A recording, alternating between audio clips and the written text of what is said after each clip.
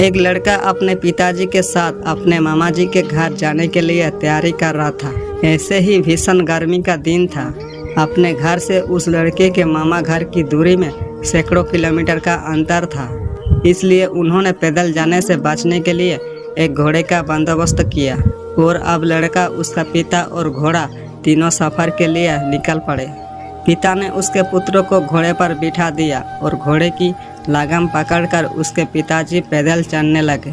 अब बाप बेटा दोनों मस्त बातचीत करते हुए सफ़र का मजा ले रहे थे कि अचानक दो अन्य यात्री उस रास्ते से गुजरे और पुत्रों को घोड़े में बैठा देखकर एक व्यक्ति ने कहा, कैसा फालतू और नालायक बच्चा है, इसका बाप पैदल चल रहा है और यह मस्त घोड़े पर बैठकर आनंद ले रहा है। उसका बेटा स्वाभिमानी था और उसे ये बात चुभ गई, उसका दिल टूट गया। वो फौरन घोड़े से नीचे उतरा और अपने पिताजी से कहा, बाबूजी आप आकर घोड़ा बैठ जाइए, मैं पैदल चलूंगा।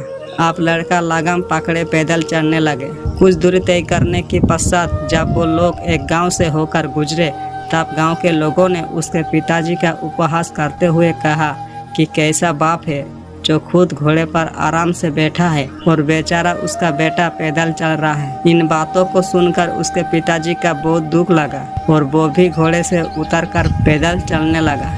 अब दोनों बाप बेटे पैदल चल रहे थे। कुछ देर बाद फिर से कुछ लोगों ने व्यंग्य करते हुए कहा कि ये दोनों कैसे पागल है जो घोड़ा रहते हुए भी पैदल जा रहे हैं, मूर्ख कहीं के। अब दोनों फिर उलझन में पड़ गए कि क्या किया जाए।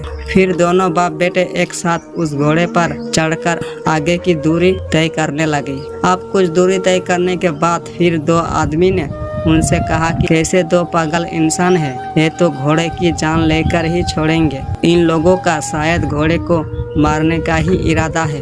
पिता पुत्र दोनों ही घबरा गए और घोड़े से नीचे उतर आए और दोनों एक पेड़ के नीचे छांव में सिर पकड़कर बैठ गए और सोचने लगे कि ये दुनिया अब हमें किसी भी हाल में जीने नहीं देगी। लड़के के पिताजी समझदार थे, इसलिए उसके पुत्रों को समझाते हुए बोले कि देखो बेटा, आज एक बात अपने मन में गांठ बांध लो, जिंदगी में हमेशा अपने भीतर की आवाज़ को ही सुनना।